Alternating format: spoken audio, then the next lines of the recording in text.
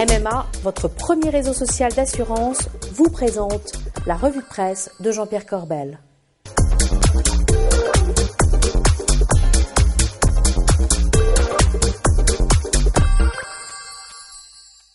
Bonjour à tous et bienvenue dans la revue de presse de Jean-Pierre Corbel. Jean-Pierre, bonjour. Bonjour Lisa, je suis très heureux de vous retrouver. Merci. Bogdan nous a lâchés. Eh oui, absolument. Et j'ai les infos. Ah oui, il était invité à animer un débat à l'étranger. Apparemment, ça s'est très mal passé. Et notre ami Bog, il serait un peu en dépression. J'ai les images, regardez.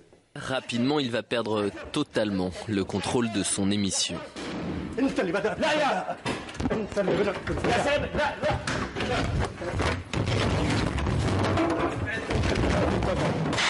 Effectivement, mais j'espère que la semaine prochaine, on va le retrouver en pleine forme.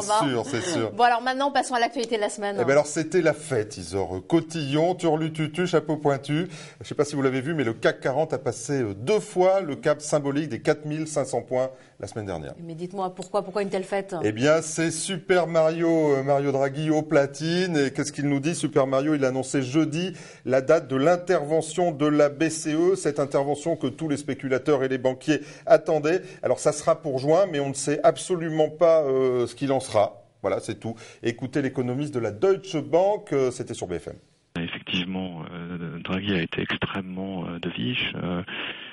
Parlant d'un conseil qui ne voit pas de difficulté au mois de juin, reconnaissant qu'il le préengagement, le refus du préengagement de la BCE était obsolète, expliquant que le taux de change était un problème sérieux, donc étant au bord de promettre effectivement quelque chose pour le mois de juin. D'accord, on comprend bien, mais jusque-là, ce ne sont que des mots. Oui. Alors, réellement, qu'est-ce qui va se passer concrètement? Eh bien, en fait, Monsieur Draghi va être pris au mot en espérant qu'il ne soit pas pris au piège. Vous savez, les taux courts sont à 0,25. Ça laisse pas beaucoup de marge de manœuvre pour descendre, mais il a susurré à l'oreille des journalistes qu'il allait le faire en juin. C'était quasiment certain.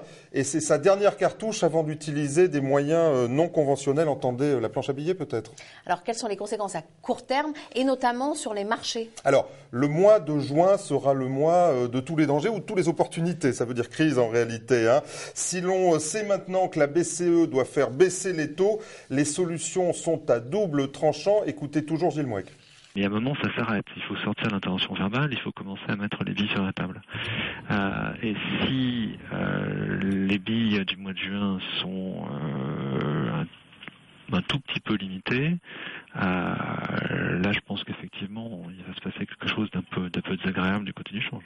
Conclusion, le CAC 40 qui a navigué depuis le début de l'année avec un peu de volatilité, je dois dire, dans un couloir, 4003, 4500 points, eh bien, il pourrait en sortir de ce couloir. Attention, turbulence à prévoir. Alors, on va changer maintenant un petit peu de sujet, parce que l'actualité de la semaine, c'est aussi les 2 ans de la présidence Hollande. Alors, je sais pas si c'est cotillon, turlututu, chapeau pointu, là, mais en tout cas, je vais résumer ça par un titre, Isor. C'est un mariage et 4 enterrements. Alors, le mariage, vous voyez de quoi je parle, forcément. Quant aux enterrements, je vais les citer. Chômage, croissance, endettement et déficit. Regardez cette une du Figaro. La France sous le feu des critiques de Bruxelles. Bruxelles qui affirme que notre pays ne tiendra pas à son objectif de déficit de 3% en 2015. La Commission parle de 3,9 en 2014 et de 3,4 en 2015. Et on sait qu'en général, ces prévisions, elles ne sont pas tenues. Et puis en plus, qui dit déficit dit aussi hausse de l'endettement. Donc finalement, c'est un cercle vicieux, Effectivement, c'est vraiment un cercle vicieux. Écoutez sur le sujet l'économiste Éric Heyer. On a 90 points de dette publique à peu près en zone euro. Je vais arrondir un petit peu. On va avoir une croissance à 1% en zone euro, une inflation proche de 0. En zone euro, vous dites, En zone euro, oui, pour faire simple. Donc 1 plus 0, ça fait 1. Donc le déficit qui permet de stabiliser la dette en zone euro à 90% compte tenu de la croissance et de l'inflation, c'est 1% fois 90, ça fait 0,9. C'est-à-dire que si on a un déficit qui est supérieur à 0,9, la dette augmente. Alors effectivement, on comprend les enjeux pour la France, mais aussi pour le reste de l'Europe. Oui, alors c'est d'autant plus important, Isor, que c'est l'ensemble de notre modèle social qui est en jeu derrière ces déficits. Tout tient en 3 chiffres que j'ai trouvés dans une brève de challenge. Alors regardez, l'Europe représente 7% de la population de la planète, 25% de son PIB et 50% des dépenses de protection sociale. un triptyque à retenir. Je vous rappelle que dans 15 jours, il y a des élections et que tout le monde s'en fout. Oui, on peut le dire ça. Oui, voilà, c'est ça. Alors maintenant, regardons un peu vos top et flop de la semaine. Allez, on commence par un flop, un entrefilé dans les échos patrimoine. Ce qui change dans les déclarations ISF des contrats d'assurance vie. Eh bien, désormais, les contrats comportant une clause de non-rachat temporaire doivent être rajoutés au patrimoine. C'est un article de la loi de finances pour 2013 rectificative qui l'impose. En clair, on parle des contrats euro diversifiés qui sont les ancêtres des nouveaux contrats euro croissance. Et à l'époque, les compagnies d'assurance nous avaient expliqué dans toutes leurs plaquettes, c'était écrit que ces contrats, un certain nombre d'entre eux en tout cas, n'étaient pas à intégrer dans l'ISF. Exonérés, disait-il. Eh bien, on va voir maintenant s'ils vont payer les impôts de leurs clients. C'est à suivre quand même. Bon, alors maintenant, passons à votre top. Alors, toujours dans Challenge, ne manquez pas un portrait. C'est un ami, une double page. Didier Leménestrel, le charismatique patron de la financière de l'échiquier. 8 milliards d'encours pour une maison qui est entrée dans le classement Great Place to Work, je parle bien anglais, des sociétés où il fait bon vivre. Didier, il aime les post-it, les nains de jardin et son sac de voyage, mais surtout la performance avec des fonds que tout le monde connaît, Agressor, Arty et les autres. Alors, vraiment, un article à lire absolument dans Challenge. Bon, et puis je vais tout de même pas vous laisser partir sans que vous nous ayez donné votre fameux juste pour rire. Alors, mon juste pour rire, je ne sais pas si ça va vous faire rire, il est cynique cette semaine, regardez ça. Le tout premier débat présidentiel européen télévisé a eu lieu entre 4 des 5 candidats à la présidence de la Commission européenne. Réunis à Maastricht, ils ont exposé leur vision de l'avenir de l'Europe. Martin Schulz, candidat du Parti des socialistes européens, Ska Keller, candidate du Parti des Verts européens, Guy Verhofstadt de l'Alliance des démocrates et des libéraux pour l'Europe et Jean-Claude Juncker du Parti populaire européen.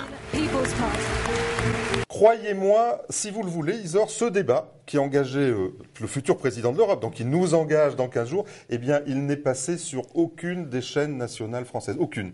Alors, peut-être pour intéresser les Européens, 3 millions de téléspectateurs en prime time, eh bien, il faut arriver à ça.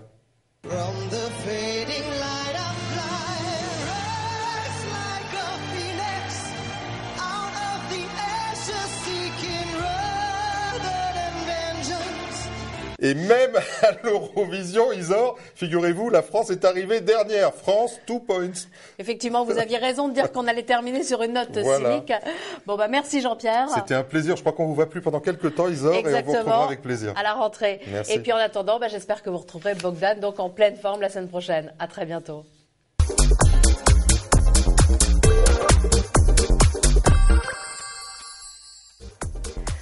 La revue de presse de Jean-Pierre Corbel vous a été présentée par MMA, votre premier réseau social d'assurance.